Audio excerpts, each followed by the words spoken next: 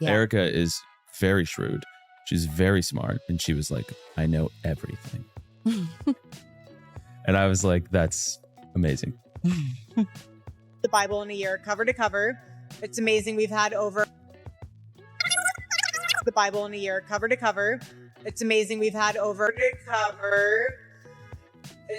I don't think I need to tell Erika that. Why is everyone suddenly saying that there's an Erika Kirk, Andrew Kolvet affair going down? Erika Kirk, welcome. This is getting wild fast.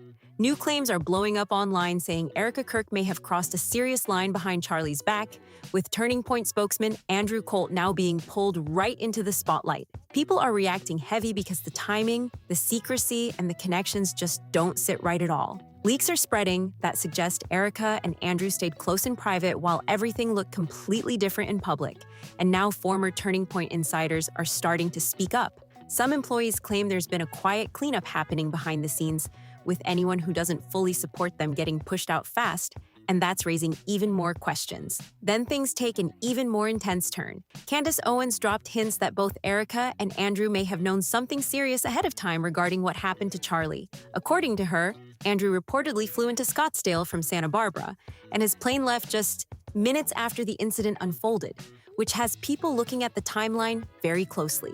There are also claims that Erika may have crossed paths with Andrew at the airport before heading out again, but that version doesn't fully match what was publicly shared, and now people are noticing the gaps. On top of all that, past statements are being re-examined, especially around Erika saying she hadn't dated anyone for years before Charlie, and now critics are questioning whether that story was fully accurate. And now insiders are adding even more fuel, claiming one of the people linked to her past is now sitting right in a major role connected to Charlie's platform. She knows everything.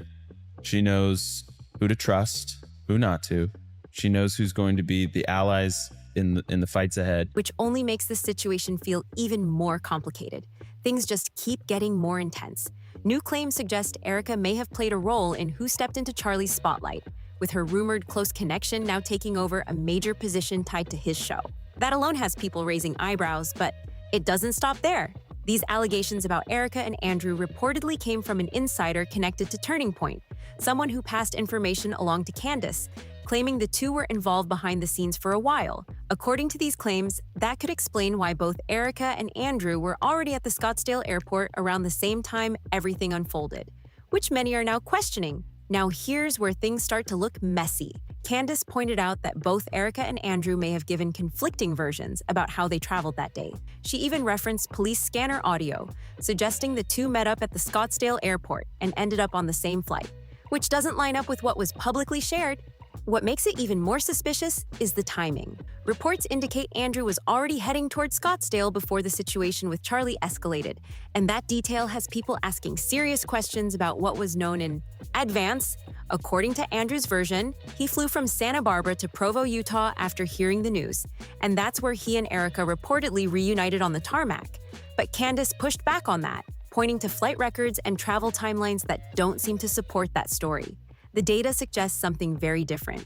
Based on those records, Charlie's plane had already been moving between locations earlier that day, and Candace claims the meeting between Erika and Andrew actually happened in Scottsdale, not Utah. From there, she says they may have traveled together afterward, which directly challenges the public narrative. And this is why all the flight details matter so much. If Andrew really left before everything happened, it raises questions about whether more was known ahead of time than people were told. 3:30 is when that pickup is scheduled for. So basically, we can conclusively confirm that Erika did not wait an hour on the tarmac for Andrew's alleged plane to land at about 4:40 p.m., right? 3:30 was the pickup. So this only makes sense if Andrew was aboard Charlie's plane with Erika. And that's what has everyone paying close attention. Now shifting back to the relationship rumors, because this part is just as explosive. Some former insiders, including people who reportedly lost their positions after speaking out, are claiming this situation goes way deeper than expected. They allege that Erika may have continued seeing other people even after committing to Charlie, which has only added more tension to the story. These claims also suggest it wasn't limited to just one connection. According to those speaking out, there may have been multiple individuals involved behind the scenes, and some even allege that Erika spoke about Charlie in a dismissive way, which has only fueled more backlash online. And if we're being real for a second, people online are already pointing out how Andrew fits the kind of image Erika was reportedly drawn to in the past, way more than Charlie ever did. And that observation alone has people talking nonstop. Then, when you actually watch Andrew speak about Erika in recent interviews, especially now that Charlie is no longer around, the tone feels noticeably different, almost like there's a deeper admiration there that wasn't as visible before. But then it gets even more strange. Viewers started noticing that both Andrew and Erika seemed to mirror certain habits Charlie used to have, especially the way he moved his mouth while speaking. It might sound small, but when people replay the clips side by side, it stands out in a way that feels uncomfortable to watch. Now take a look at Erika's first appearance in Charlie's studio after September 10th. The energy felt completely off to a lot of viewers. Instead of a heavy or serious mood, people noticed smiles, awkward laughter. Tarmac hug obviously had to take place in Scottsdale. It's the only thing that makes sense. Of course it did. It did not happen in Provo at all. It happened in Scottsdale. And what some are calling subtle flirting between Erika and Andrew, which immediately caught attention online. And that's the part that really confused people.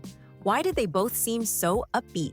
The timing made it even harder to ignore, because this was just weeks after the incident involving Charlie, and many expected a completely different tone. Watching it back now with everything that's being discussed has made those clips feel even more unsettling to some viewers. This has also led to speculation about whether Charlie may have started noticing issues in his personal life before everything happened. There are reports claiming he may have updated his will shortly before September 10th, allegedly removing Erika after discovering something that raised concerns. While these claims remain unconfirmed, they've definitely added another layer to the conversation, so when people try to connect everything, the timeline starts raising more questions. If changes were made to important legal documents, and if Erika was aware of those changes, then some believe her behavior afterward feels different than what many would expect, which is why so many are debating it right now. Another topic getting attention is the financial side. Reports suggest there may have been a large life insurance policy connected to Charlie, with premium payments that were unusually high for someone described as healthy and low risk. Numbers being discussed online point toward a significant payout range, which has only added more curiosity about how everything was structured. Then there's the timing again. Records mentioned in discussions claim that a company linked to these payments was dissolved just days before the incident, and that detail alone has people asking serious questions about why that happened when it did. On top of that, there are claims that funds were directed into that same entity earlier, tied to a type of insurance arrangement often used in corporate settings. While none of this confirms anything on its own, Talking about their crush. Yeah. Erika is very shrewd. She's very smart. There's a great story. I can't really tell you who this was, but it was a very important person. And it happened within hours of the news. And the call goes in. She takes it because it was a very important person. And the question was to her, okay, so this is a starting point. Like, what do you know? And she was like, I know everything. And I was like, that's amazing. the sequence of events is what has people watching closely and trying to understand the bigger picture. And this is where everything starts to feel even more calculated. Because once you understand how that type of insurance setup works, the situation becomes a lot harder to ignore. A split-dollar life insurance policy isn't something random. People just set up overnight. It's structured, it's planned, and it usually involves multiple parties who all know exactly what they're doing. In simple terms, one side covers the premiums, while another side is tied to the benefit. And when you see a company connected to someone like Charlie paying hundreds of thousands per year into a policy like that, it immediately raises eyebrows. This isn't small money, this is serious financial planning, and it doesn't just happen without intention. So now people are asking the obvious question: who actually benefited from this setup? And who had knowledge of it before everything unfolded? Because if multiple individuals were aware of a policy with a massive potential payout, that completely changes how people are looking at the timeline.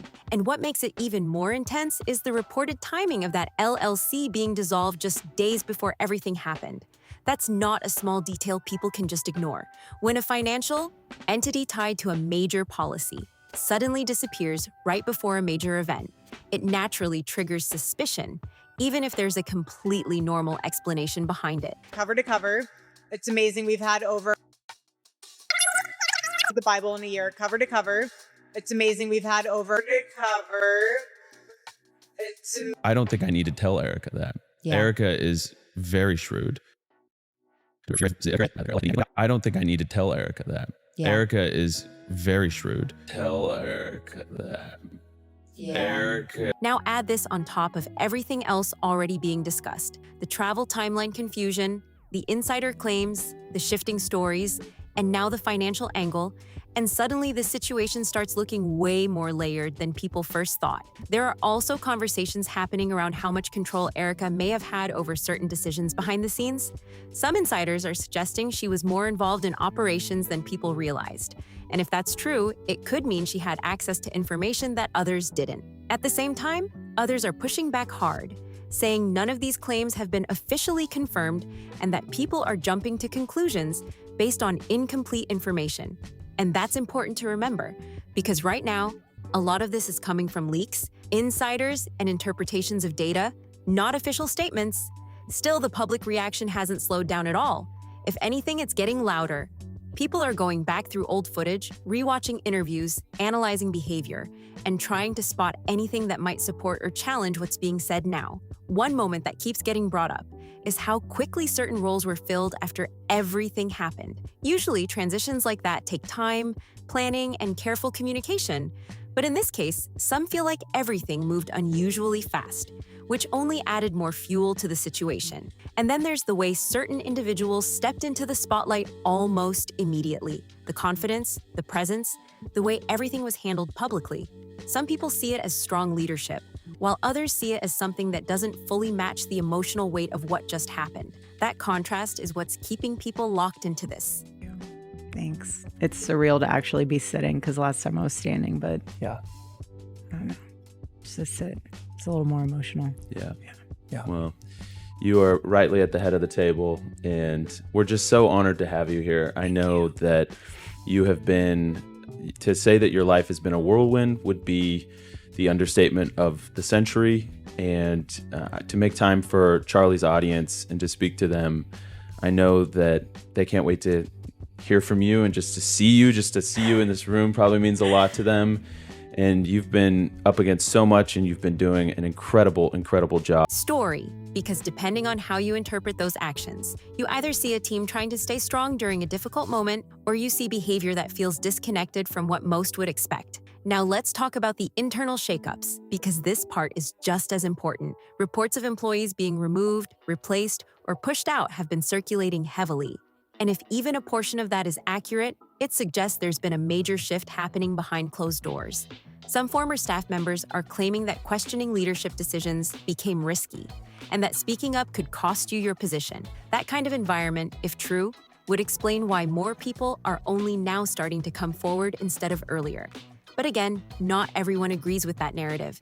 There are others saying these changes are normal during leadership transitions, especially after a major event, and that restructuring doesn't automatically mean something negative is happening. And this is exactly why the situation feels so divided right now. You have one side looking at all these pieces and seeing a pattern, while the other side is saying there's no solid proof connecting everything together. Even the smallest details are being picked apart. Body language, tone of voice, timing of statements, travel records, financial structures. Everything is being analyzed like never before. And the truth is, when this many questions stack up at once, people are naturally going to start connecting dots, whether those connections are accurate or not. Another thing that keeps coming up is how narratives can shift depending on who is telling the story. Public statements often simplify things, while behind-the-scenes details can be far more complicated. And when those two don't fully match, it creates tension. That's exactly what we're seeing here. One version of events presented publicly, and another version being suggested by insiders and independent analysis. And the gap between those two is what's driving all the speculation. There's also a growing conversation about trust. Once people feel like they've been given inconsistent information, even small inconsistencies start to feel bigger than they actually are. So now every detail is being questioned. Why did certain things happen at specific times? Why were certain details left out initially? Why do some timelines not fully align?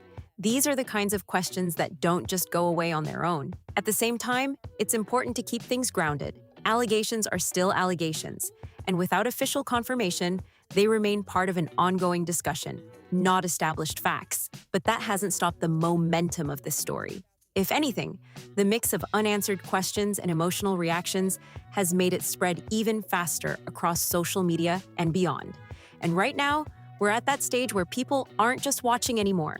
They're actively trying to figure it out themselves. Because when you combine personal relationships, leadership power, financial stakes, and conflicting timelines, it creates a situation that feels way bigger than just one headline. And this is where everything really starts to feel next level. Because once people began digging into how that insurance setup actually works, the entire situation took on a completely different energy. This wasn't just some basic policy sitting quietly in the background. This was a structured financial arrangement with serious money involved. And that alone has people paying very close attention to every detail. From what's being discussed, the mechanics of it are pretty clear on the surface. Premiums are covered over time, often by an organization or a connected entity, and then whatever remains from the final payout goes to the listed beneficiary. In this case, many people are assuming that beneficiary would be Erika, based on her role and position, which on its own wouldn't be unusual. But what's making this situation stand out is everything happening around that structure. Because now critics are pointing out that even with reports of a significant payout, combined with income from appearances, speaking engagements, and merchandise tied to Charlie's name, there are still claims that Erika has continued asking for additional financial support connected to the organization. And it's not just quiet fundraising either. According to what's circulating, there have been personally signed letters being sent out, directly reaching people, encouraging more contributions. That detail alone has sparked a lot of conversation, because while some see it as standard practice for organizations that rely on ongoing support, others see the timing and context as something that deserves a closer look. This is where the public reaction really starts to split into two sides. On one side, you have people saying this is simply how these systems work, that maintaining funding, keeping operations running, and continuing outreach efforts is part of the responsibility that comes with leadership. But on the other side, you have people saying the timing feels off, especially when you stack it next to everything else that's already being questioned. Because it's not just about the money, it's about the bigger picture that's forming around all these different pieces. When you take a step back and look at everything together, it's not one single detail driving the conversation. It's the combination of multiple factors all hitting at once. The rumored connection between Erika and Andrew, the confusion surrounding travel timelines, the questions about who was where and when, the insurance setup that reportedly changed just days before everything unfolded, and then the financial activity that followed. Individually, each of those elements might not be enough to draw a strong conclusion on their own, but when people see them, lined up side by side, it naturally creates a narrative that feels bigger, more complex, and harder to ignore. And that's exactly why this situation hasn't faded away, like other stories usually do. Instead, it keeps growing. Because every time someone revisits the timeline or re-examines the details, they find something new to question. Another layer that's keeping people engaged is the emotional contrast that many have pointed out.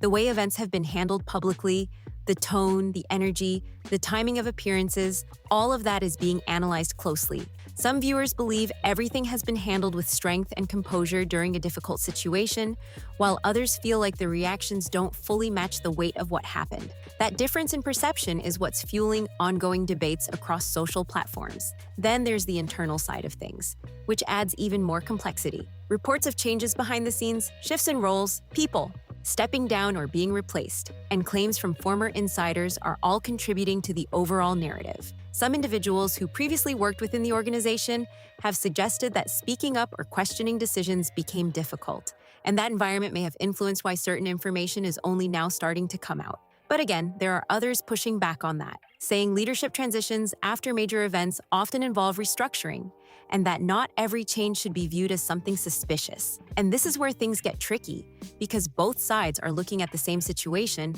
but interpreting it in completely different ways. Even small details are being examined under a microscope now. Body language, facial expressions, tone of voice in interviews, timing of statements, all of it is being broken down and debated.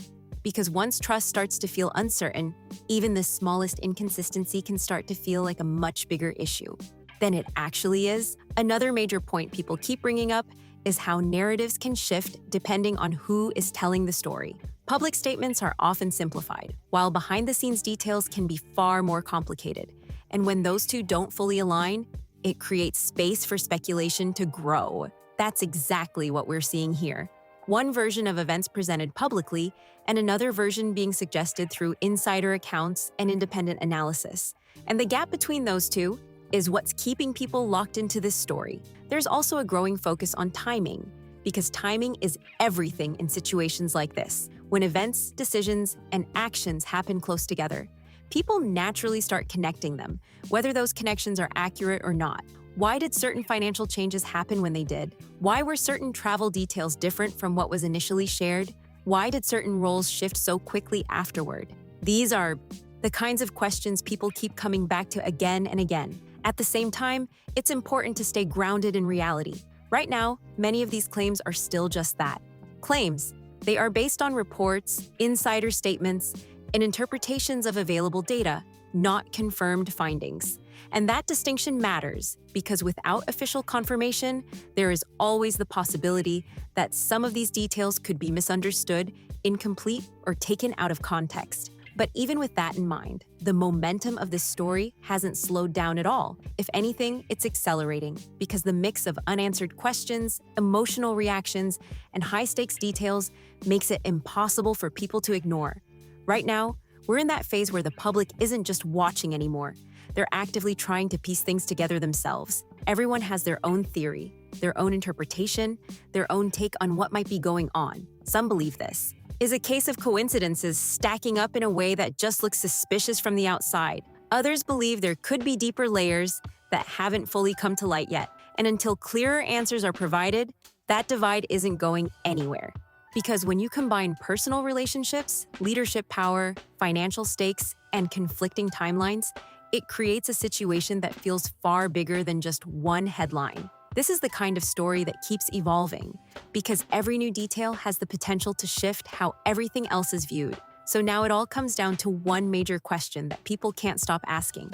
Are all of these details just overlapping circumstances that happen to look suspicious when placed together? Or is there a deeper story here that hasn't been fully explained yet? That's what everyone is trying to figure out right now. And until that answer becomes clearer, this situation is going to stay in the spotlight. Let me know what you think about everything in the comments below. Don't forget to like, subscribe, and share if you want more breakdowns like this. And I'll see you in the next one.